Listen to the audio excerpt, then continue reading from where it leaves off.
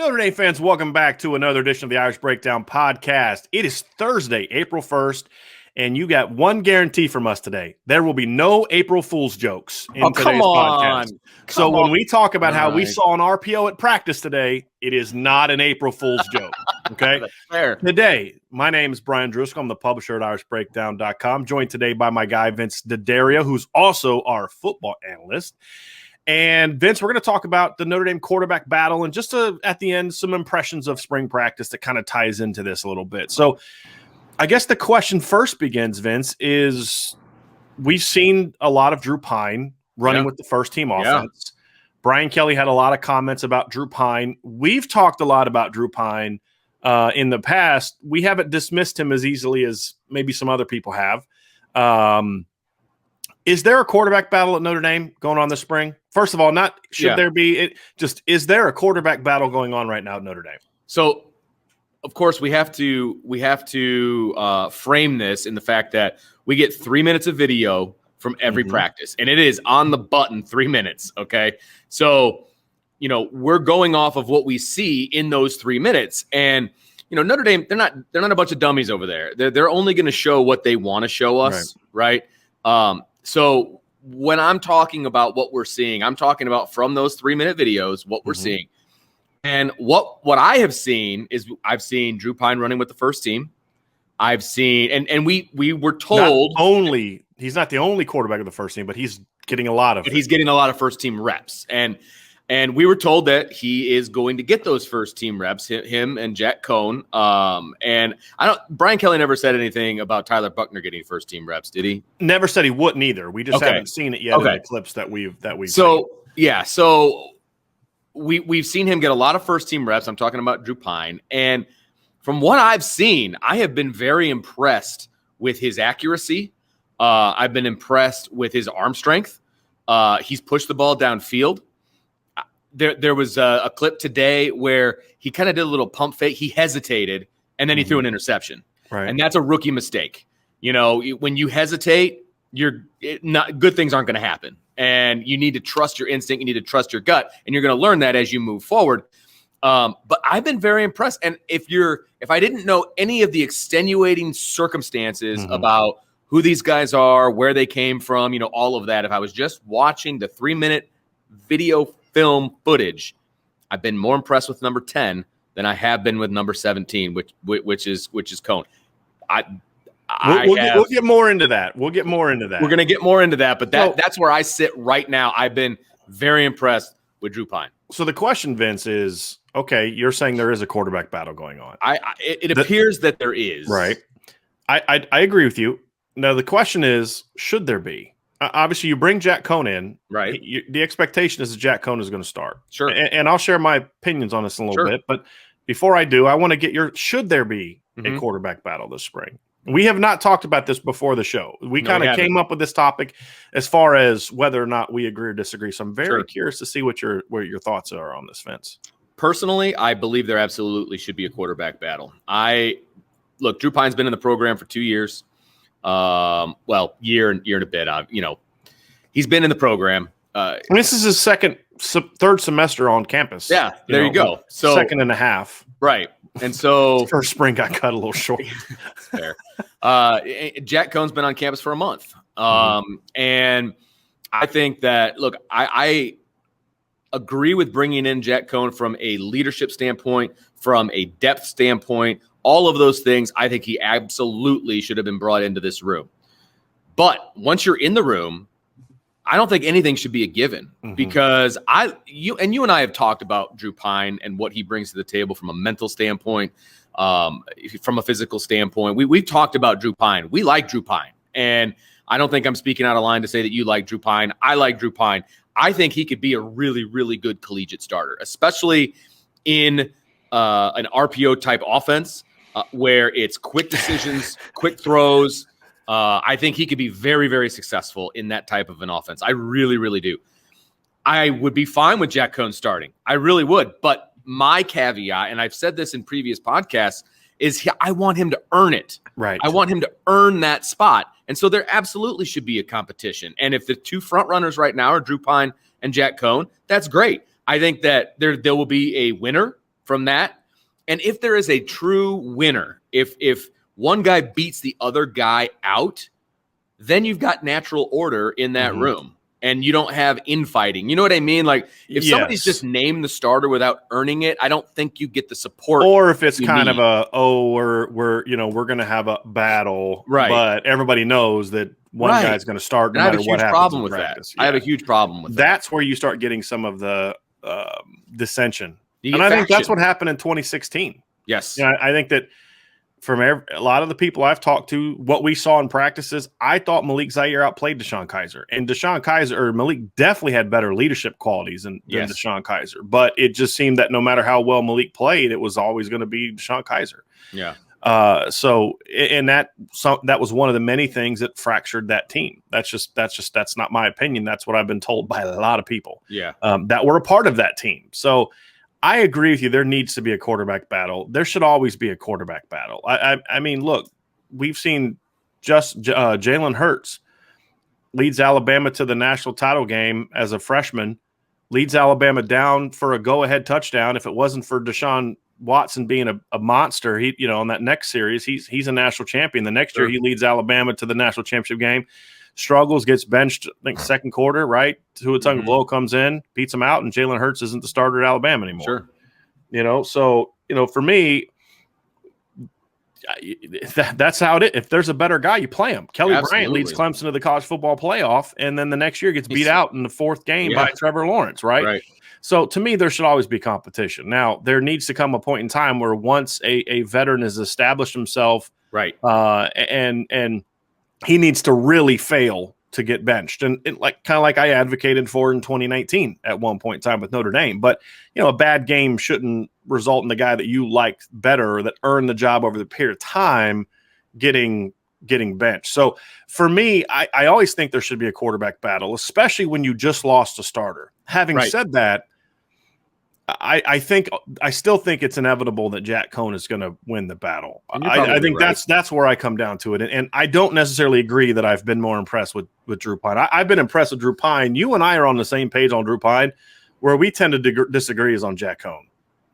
I think that's where we have a difference of opinion. And really, we saw it in today's practice as well. And I'm going to have an article about this at irishbreakdown.com. It's finally done, but with Pro Day, some other things, I pushed it back a little bit. I'm going to probably put it out tonight or maybe first thing tomorrow. But, going through studying the numbers of Jack Coan as a deep ball thrower, not so much from a volume standpoint, but from an effectiveness standpoint, and then diving into the film and watching him make throws. I like the fact that he's not afraid to chuck that sucker down the field. As we kind of talk, we're going to put some quarterback clips on if you're watching this on YouTube. This is from today's practice.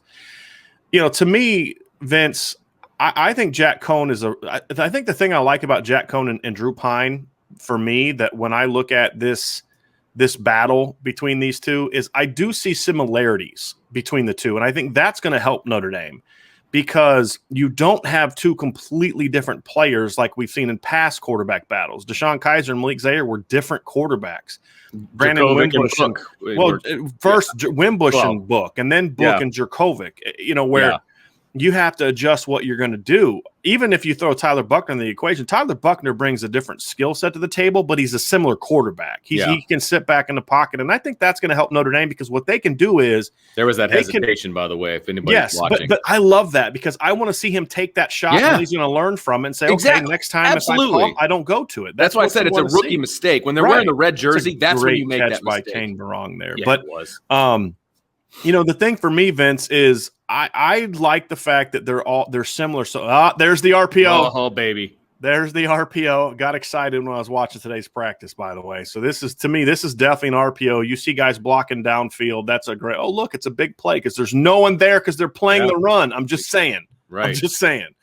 But for me in this battle, I think the fact that they are similar should help the offense, because they can just, hey, look, we're going to build the offense around our skill players and our line. And then we have three quarterbacks that are very similar. Whoever wins the job can run this offense. I do think that helps Notre Dame quite a bit. That's a beautiful corner route right there by Jack Coan. But that's the thing for me that separates Jack Coan, and we're going to see that a little bit from Drew Pyne, because he is a young guy. Is that timing on that corner route is exceptional. And that's what I noticed from Jack Coan, is he doesn't have a big arm. His arm is not nearly as strong as Ian Book's, in my opinion. Especially on the 20 and ends. But he throws with he's very accurate. He spins it. That's a really tight spiral, but he gets the ball out so quickly. He's accurate. You just can't replace those things. And he's got big game experience. He's a guy that's played against Ohio State twice. He's a guy that's played in the Rose Bowl. He's a guy that's played in some big moments. And so I just feel like that ultimately is why he's going to win the job. And I think win the job by the end of the spring. But I do love the fact that Drew Pyne is not back down from this battle. He is competing, and you can tell with every snap of the ball, he's throwing confident. with conviction. He's throwing with confidence. I really like what I'm seeing, and to be honest with you, I like what I'm seeing from Tyler Buckner. I mean, he's made some freshman mistakes, but again, he hasn't played in over a year. The arm talent's there. The arm talent is there, and that real release that he had last year that we saw at the Elite 11 is not as funky. Yes. It's not. It's a little bit more natural. Sure. Yeah, I have no problem with it. That's important. But the ball still comes out a little weird sometimes, and I think that's just him still getting used to the new motion. But he's, this is why I wrote back when he first enrolled. Look, he's a phenomenal talent, but he's going to need time, and we have to have patience with him. And I agree with you. And I think he wasn't going to light the world on fire 3 practices into his Notre Dame. Well, and that's the other thing. I mean, right now, if we're going to make any kind of declarations, it's a 2-horse race for the starting spot. But I don't know that we need Tyler Buckner to be in that. I mean, I want him to compete. I don't even think Tyler Buckner needs to be the number 2 quarterback to play on Saturdays in the fall. That's a very good point. Because he does bring that unique element. They could still do some things where they package. They could, and because he brings something to the table. Now, again, he can run the same offense those guys can run, but with him, you can tweak it. Yeah, you can tweak it a little bit. Yeah, exactly. Because he can run. Because he's a legitimate runner. Jack Coan and Drew Pyne are both good athletes, but they're athletes in that if it's 3rd and 4 and you drop 8, they can take off and run for 7. And we saw Jack Coan run for a 20-yard touchdown against Michigan in 2019. Where Michigan dropped and they just vacated his zone, and he takes off and runs for like a 15, 20-yard touchdown. He can do stuff like that. But Tyler Buckner is a legitimate running threat. He is not only a guy that can make plays as a scrambler, but he's a guy you can call designed runs for. And so I do think there's still a possibility as he develops and grows. But look, I didn't expect Tyler Buckner to be in this battle in the spring. My expectation was that he would show enough in the spring to then force himself into that conversation in the fall. That's what he's going to. Maybe if he did in the spring, Vince, it would have been later in the spring, not 3 practices in. Well, and that's fair. And was this the first practice with pads on? Yes. Okay, that's what I thought when I was watching the video. Okay, it's just uppers, right? And but they were hitting, they were thudding, right? There was a couple that were thuds that went to the ground, which I'm sure there was some yelling about not going to the ground. Yeah, I don't blame them. I love that. I'd rather have a bunch of guys who're like, hey, can we hit somebody, please? Yeah, than to have guys you're like, hey guys, it's an uppers practice. I did see, I believe, a little bit of zone read because it was a run heavy type of practice, at least video wise, that we got. I felt like there was some zone read in there. I couldn't really tell that. It was kind of hard to tell. I felt like it might have been, but again, they keep it so tight that it's kind of hard to see, like to really see whether it's going to be a zone read or not. You kind of need that, a little bit bigger picture view. But offensive line was doing good work today. We're talking quarterbacks, obviously, but I was pleasantly surprised with the video today. Let's put it that way. And I think that back to the quarterback battle, I think a quarterback battle is good for your team too. Yeah. Because I think it says, hey, look, if we're bringing in this veteran guy and he has to battle first position, everybody has to battle first position. Exactly. Because there's a lot of open competitions. And I think that kind of battle at quarterback sort of gets everybody rolling. Like, hey, there's a battle of quarterback. I got to step up and do my job, and I got to step up and make plays, and I got to help our quarterbacks get comfortable and confident and all those kind of things. And it also means that the twos that they're going to also be with a potential number 1 quarterback, so they're going to want to perform. Sure, it's not like when you have Ian Book and it's kind of like he's a 3rd-year starter, and just you kind of wait for him to tell everybody what's going on and to dictate things. Now it's like, hey man, we're all working towards something. So we got to put in the work. So I think that's an interesting thing, Vince. I think the big thing for me when I look at this quarterback situation is it's still going to come down to how they tailor the offense. And to me, if Brian Kelly wants to run the kind of offense he's ran in the past, there's no way Drew Pyne's going to have a legitimate chance to start. There's just Right. too much. There's just too much you're asking him to do. Is it too much to ask of a transfer, though? I mean, as far as I don't think it's too much, because I think a transfer. It's, to me, what Drew Pyne is going through is not only is he still learning the playbook and all those kind of things, but he's learning how to lead an offense at the college level. Jack Coan already has all that down. That's true. I mean, he already knows all that. I think it's more he understands, because Wisconsin runs a relatively complex offense as well. There's audibles, there's a lot of post snap movement, a lot of post snap decision making. It's not a complex system in the fact that they run a million different plays, but it's a complex system from the standpoint of the reads are challenging. And there's a lot of pre-snap and decision making and audibling and checks and things like that. So I think that the fact that he's done that against Michigan and Ohio State and Oregon in the Rose Bowl is where I think he'll be able to make that. But that's also why by the third practice he's not going to look like he's ready to lead this team to the national championship. Sure, there's going to be learning curves for him too, and he's getting used. And I think the big thing for Jack Coan is getting used to the speed he's throwing to. I think that's going to be a big thing. He's got to learn his receivers, and a lot of those guys. Yeah. And I think as he gets more comfortable with that, you're going to see him even take off, because he's going to be like, hey, I can just throw this sucker out there because Braden Lindsey can go get it, or Michael Mayer's a beast. He can go get it. Like, I had a good tight end, I have a great tight end now. Matter of fact, I got 4 of them. We saw some of George Takis making plays today. And I think that factors into it as well. And I think that's something that can help Drew Pyne too, because a lot of the guys that are battling for the quarterback or for the starting jobs at wide receiver are guys he's through with last year. Absolutely. Jordan Johnson, Xavier Watts, a lot of guys he was on the scout team with last year.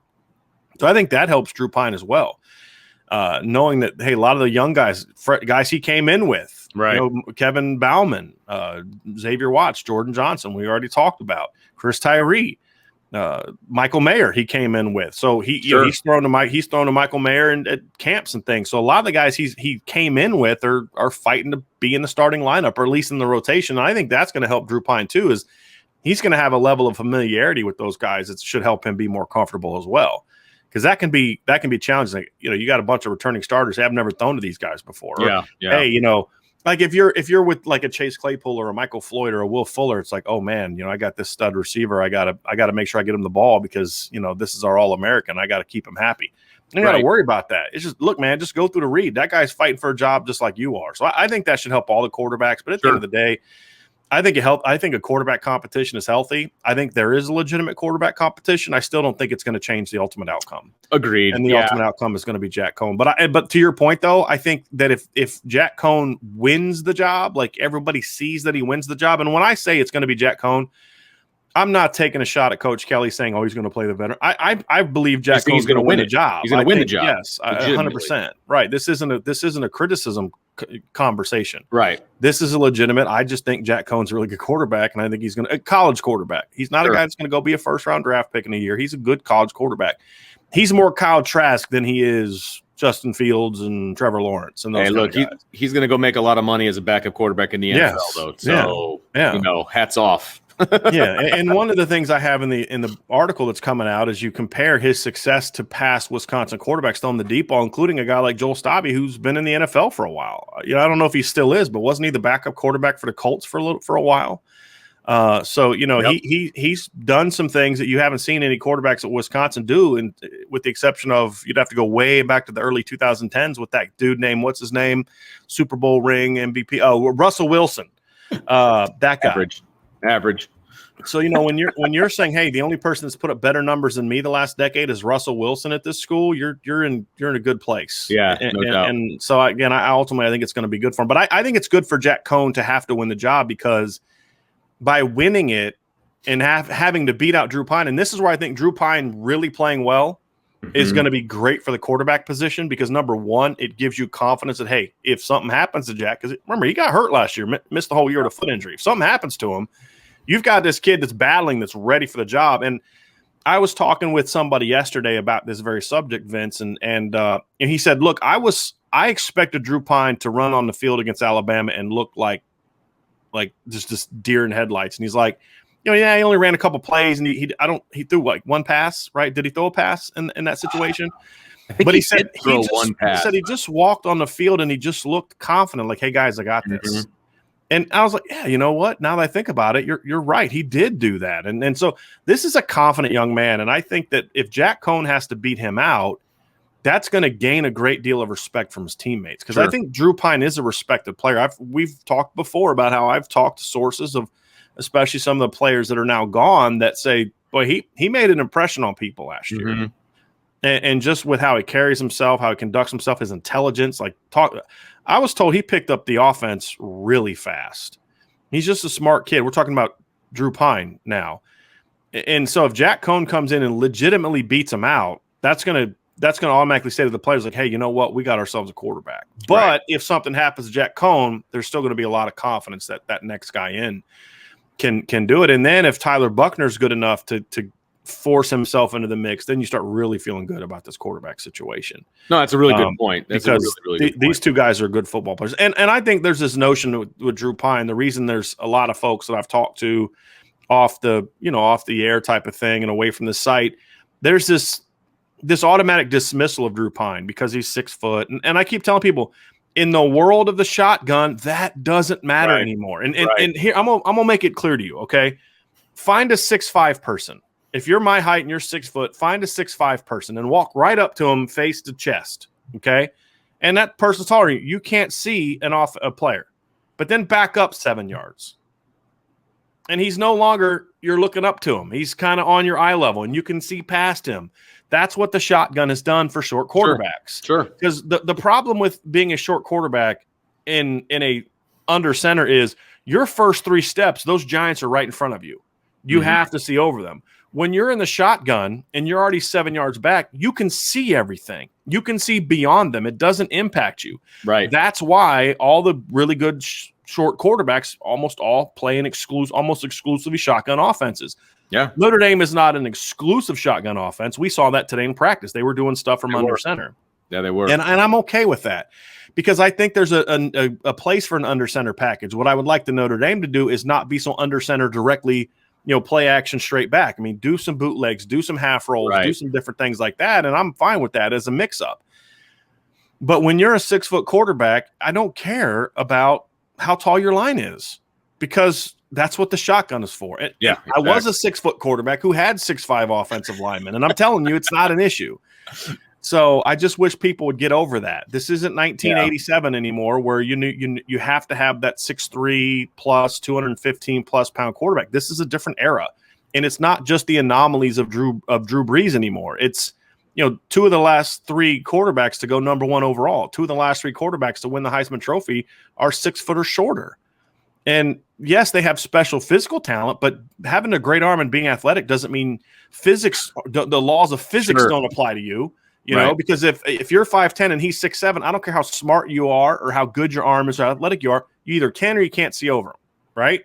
And so that's kind of where I come down on this is we're seeing that there's a lot of quarterbacks with mediocre height now that are perfectly fine, right? And it's because of the shotgun.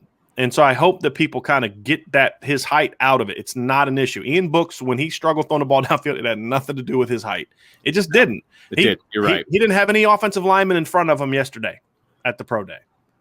Good point. He had Tommy Reese in front of him, though, Coach. Come on. Okay. Tommy Reese isn't exactly a giant.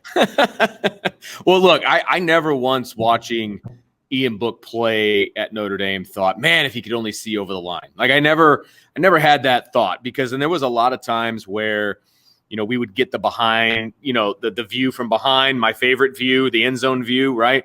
It was never an issue of finding guys. It was never an issue of being able to see. And that you can dispel that rumor right away. That was never an issue. Now, we talked about it being a potential issue when Josh Lugg was center and he's 6'7". Yes. We talked about that and the mechanics of being a center. Because he's right there in front of you. Right in the middle. Right. We've talked about that. That could potentially pose an issue. But especially as much as Notre Dame was under center last year. That was the other part of it. Right. So, but most of the time, 99% of the time, it is not an issue. And, quarterbacks have evolved, offenses have evolved so that's not it. Because, look, not every team is going to have a 6'5" quarterback. Right. That's just facts. So you need to adjust for what you have. So not only that, Vince, but the other reason that a tall center can be a little bit more problematic even in a shotgun is it creates a more challenging throwing lane. Yes. Because when you're throwing kind of out to your left and right and you're throwing over tackles, usually those throws are a little bit longer. So the trajectory is going to come out a little higher. Sure. When you're throwing a crossing route that's 5 yards, that trajectory has to be lower. Right. And if that timing of it is to where I kind of have to throw over the center, it makes it a lot harder. Then you have to either throw early or throw late. And that can be a little bit problematic to when you have a 6'7" center and you are a shorter quarterback. But that's a little bit challenging for a guy that's 6'5". I mean, Phillip Rivers was 6'5". Go look at his release point and compare it to Drew Brees' release point. And you're going to see they're about the same, if not Drew Brees isn't higher, because Drew Brees had a very over-the-top throwing motion and Phillip Rivers threw from his elbow or threw from his armpit, Right. So those are things that factor into it as well. So we're getting off the target a little bit, but I want to make it about this is the reason I just don't care about Drew Pyne's height. If he doesn't win the starting job, it's not because he's 6 feet tall. No, not at all. Now, it could be because maybe he's not physically ready to play 600, 700 snaps next year, right? I think that's a legitimate question. Sure. Is it a year early for him? But I think the bigger part of this too, Vince, is a great spring from Drew Pyne and winning that backup job then puts him in unique position in 2022 should Jack Coan not be back, because there still is debate about whether he does or doesn't have an extra year in 2022. I don't think that he does. But there's people claiming that he does, and I'm still trying to get clarification for that. So we'll see. But so that'll be the interesting thing for me. But back to the quarterback battle. The one thing I'll say is I hope that whoever's going to win this, and again, I do think it's going to be Jack Coan because of the combination of experience and those types of things. I hope it's somewhat quickly, because if you want to go into the spring or the summer with an idea of who your guy is. Absolutely. Now, that doesn't mean that you don't have a battle when we get back to the fall, but sure. But there's a whole, and for people that don't understand how summer works, I mean, when normal summers, quarterbacks are out there organizing 7-on-7s and all that fun stuff. And it's just easier when there's a defined leader of all of that, if that makes sense. I mean, you can, like you said, you can still have a battle, but coming out of spring, it's nice to have that more or less defined when the coaches are going to be taking a step back and it's going to be more player oriented, et cetera. Yeah, that's going to make for an interesting spring. And then how quickly does it happen? I don't think they need to rush it this spring, to be honest with you. I think the way the practices go, you can get a ton of reps for 3 quarterbacks. Yeah. And you can even more so get a ton of reps for 2 quarterbacks with your third quarterback maybe not getting quite as much work, and Tyler Buckner kind of thing. Although I'd still like to see him. He needs a lot of work, even if he's not in the quarterback battle. They need to get him as many reps. But the way practices go now, Vince, it's different than when you and I were growing up, where everything was so structured and slow.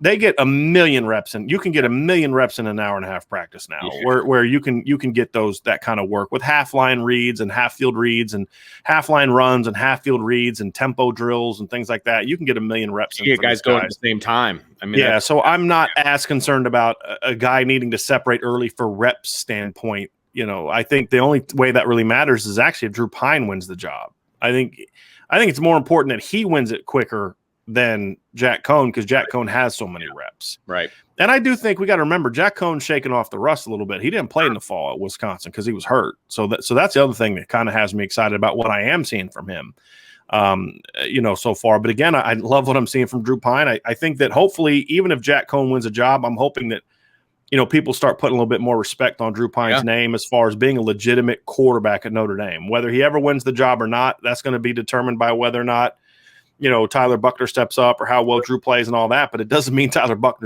Drew Pyne's not a good football player. So I like the fact there's a quarterback battle. I think it's a real quarterback battle. It doesn't change my prognosis for who's going to win. If anything, it makes me happier, because I think now Jack Coan is going to have to really be pushed and step up his game, which is never a bad thing. And I think if you get him alone in a room and you talk to him and you give him a little truth serum, he wants a battle. Every athlete wants every competitor wants to compete. Every competitor, that's a better phrase. Thank you. Every competitor wants a battle. They want to earn their spot. They don't want something handed to them. They don't. Competitors don't. And regardless of what anybody says, that you're not a real competitor if you just want it handed to you. So if Jack Coan is the competitor that I think he is, he wouldn't have transferred to Notre Dame if he wasn't, number one. Well, that's the one thing that he's going to have to do that to be respected by his teammates. Because look, that's exactly right. Say what you want about Ian Book, and everybody knows my opinion of Ian Book as a quarterback. The one thing you'll never hear me question is his competitiveness. Right. I mean, I still remember when Notre Dame went 8-3, and they were ranked all the way number 3 in the country, and Brandon Wimbush had like almost 1,000 yards rushing and all that. You go out in the spring that year, and it's like Ian Book was walking around acting like he was a starting quarterback. And that's not a knock. That's a tremendous criticism, because it was like, yeah, okay, fine, you went 10-3, but I'm going to win this job. And even when Brandon was named the starter at the beginning of the 2018 season, you could just see that Ian Book was like, okay, that's all right, I'm still coming for you. And I love that competitiveness. And then when he got the job, you never saw any complacency from Ian Book. You never saw a guy that was like, well, this is my job now, I can just kind of coach. You never saw that. For all my criticisms of him, I mean, that's something your teammates see. They know the work you're putting in. They know that you're a grinder. They know that you're always battling to, okay, now I won the job, now let's go win a championship. Yeah. And to me, if you're afraid of competition for the starting quarterback job, how competitive are you going to be when you're getting into those big games and you're playing Alabama and Clemson, Ohio State, and so that's why I look at it. And it doesn't mean that guys don't transfer. Just transferring doesn't mean you're afraid of competition. Transferring just means like, okay, I lost a battle, or I'm not going to get that chance, and I want to go somewhere I'm going to get a chance. But for me, I think that you have to win that level of respect first. That, hey, I have no problem competing. Notre Dame didn't promise me the starting job. I'm going to come in, battle my butt off, and win that job and earn the respect of my teammates. Because after having a quarterback like Ian Book the last 3 years, if you're not willing to be a worker, if you're not going to come in and battle and have sort of that toughness, they're not going to respect you, because they're going to compare you in that regards to the guy that just left. Right or wrong, fair or not, that's just a fact. Mm-hmm. And if you can combine that with making plays, then your teammates are going to love you. And that's true for Jack Coan and Drew Pyne and Tyler Buckner. Yep. So the guys that, the 3 quarterbacks that are really, the future of this position. Yep. So, Vince, any other thoughts before we wrap up? Any other things that you've kind of noticed from the spring practice so far? I mean, again, look, it's 3 minutes of practice. I'm actually, look, I want to be at practice. Okay. I'm actually appreciative of the film that we've got from Notre Dame, because in the past we'd get like 5 or 6 super slow-mo plays and you don't really see anything. And we're getting team reps, we're getting one-on-one reps, we're getting, we haven't had any special teams reps in the last 2 days. And I'm appreciative of that. But again, it's still 3 minutes of clips of an hour and a half practice. Right. Okay.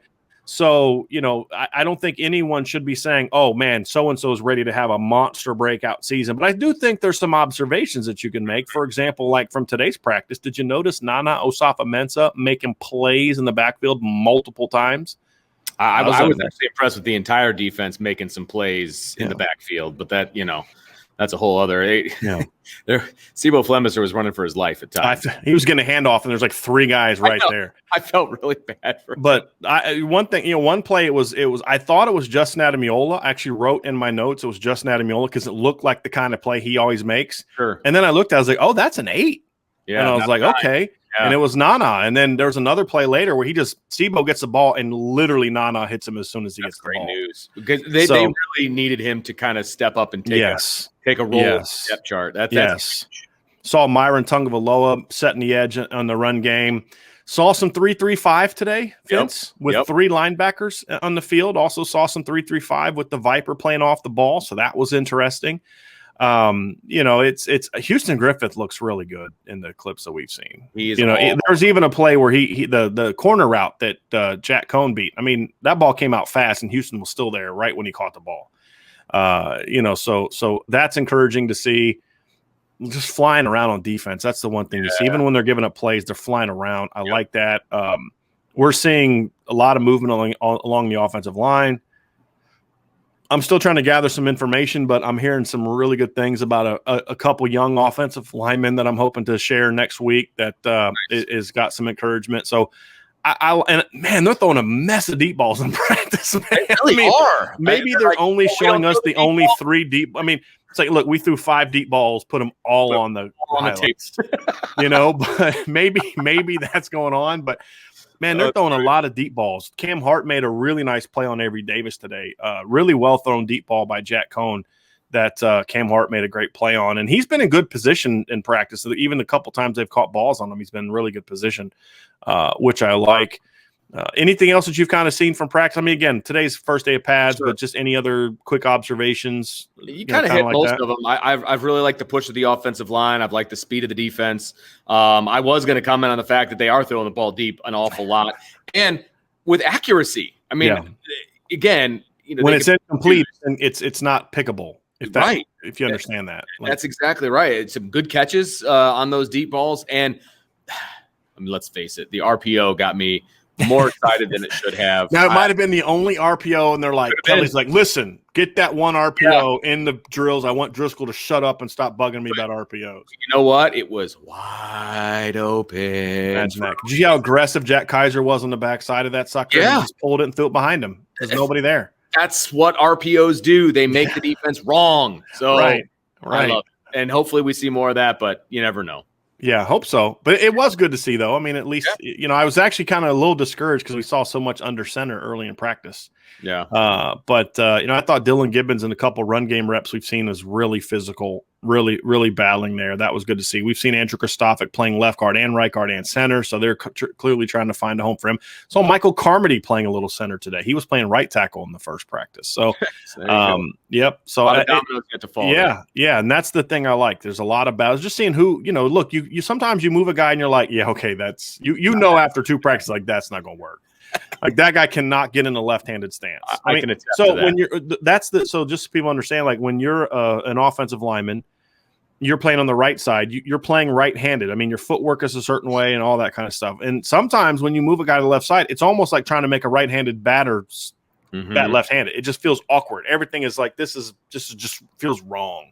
Some guys can make a quick adjustment, as you know, Vince. Some guys can't. Some guys are unable to. Right. To do that. So you never know how a guy's going to click when he moves to another position. You never know how. I mean, who'd have thought Jarrett Patterson would have picked up center as easily as he did? Right. I mean, the way he played as a redshirt freshman in 2019, you'd have thought he's been playing center his whole life. You wouldn't have thought that he just started snapping a few months before that. Some guys, you move back there and you roll about 7 balls back there, and you're like, yeah, he ain't a center. This guy ain't getting it done.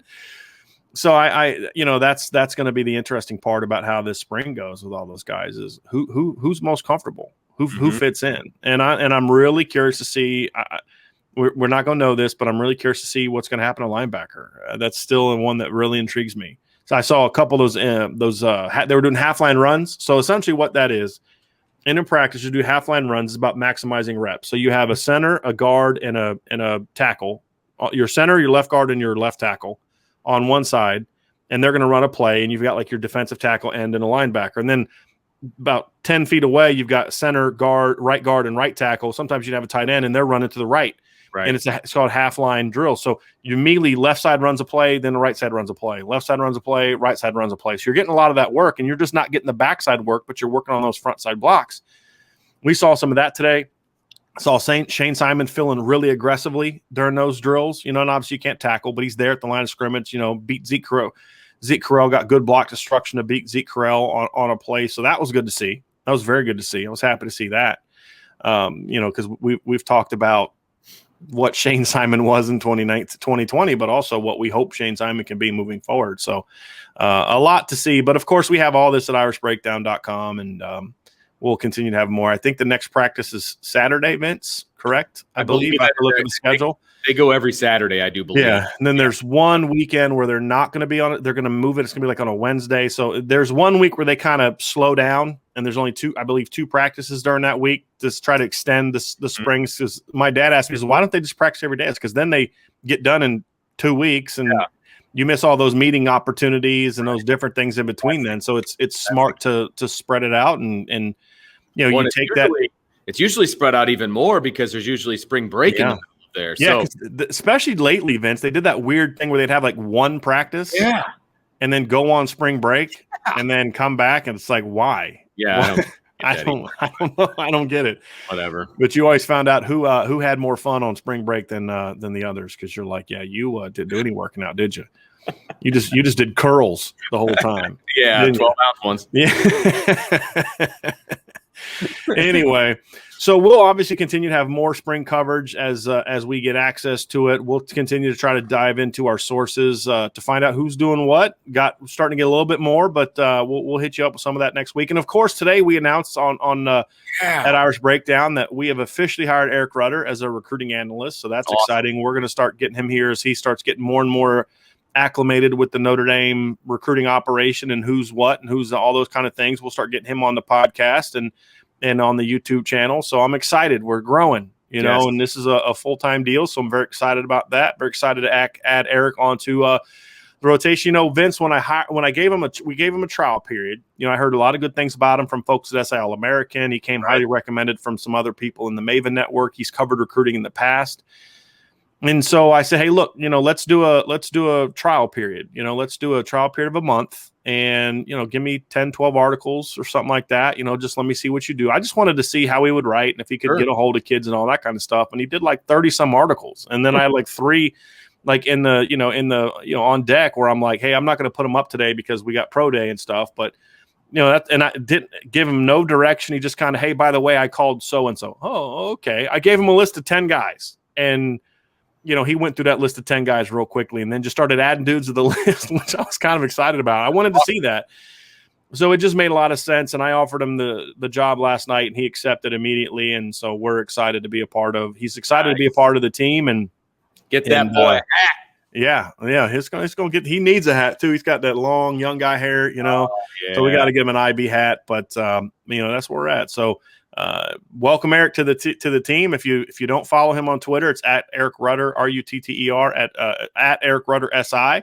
You can find him on Twitter. And then of course, any of the articles that he writes at irishbreakdown.com, you'll have his link to his Twitter page at the bottom. And then of course, you can sign up for our daily newsletter to make sure that you're getting all of our best content in your mailbox every morning. So that's another way you can get acclimated to what we're doing at irishbreakdown.com. And of course, Vince, subscribe to our YouTube channel.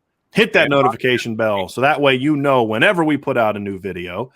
And wherever you listen to your podcast, make sure that you subscribe to Irish Breakdown on your podcast and give us a 5-star rating. We'd greatly appreciate that because we're trying to grow our brand and grow our site. So that way we can always make sure that we provide you a ton of free content, as much free content as possible. That is always our goal, but it requires you to help us out. And that means reading our stuff every day, listening to our podcast, and watching our podcast if you're someone that prefers it on YouTube. So for Vince D'Addario, I'm Brian Driscoll. Thank you so much for being with us. Thank you so much for your patronage of irishbreakdown.com and being a part of our community. And we are so excited for what's coming down the road. So we're just getting started, Vince. We're just getting started. So everybody have a great rest of your week. We'll be back mailbag tomorrow, 1 p.m. Eastern. Vince, will you be there for the tomorrow's mailbag? I will be in Calumet, sir. You'll be in Calumet. You guys have a game tomorrow, correct? We do. Yeah. We have a little Good Friday baseball in the afternoon. So and then you have a home game on Saturday, which I'm hoping to be at, correct? Yeah, man. Home opener on Saturday, man. Looking forward to busting out the new white uniforms, baby. So that's why you're not always going to see Vince as much or hear Vince as much here during these months of April and May, because Vince is also the head baseball coach at Riley High School, as you can see on the shirt and the jersey behind him. Right. So wish Vince the best of luck. But once baseball season winds down, we'll be back to pumping out tons of content as we get ready for the season. So everyone have a great rest of your day. We will talk to you again tomorrow. And as always, be safe, and we'll talk to you soon.